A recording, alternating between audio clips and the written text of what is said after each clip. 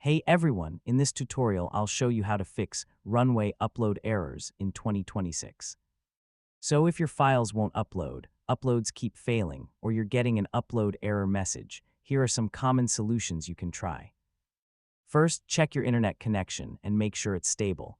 A weak or interrupted connection is one of the most common reasons uploads fail. Next, verify that your file format is supported by Runway. Unsupported video, image, or audio formats may be rejected during the upload process.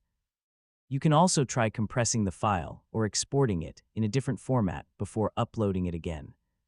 If multiple uploads are failing, check whether Runway is experiencing maintenance, service interruptions, or unusually high traffic that may affect file processing.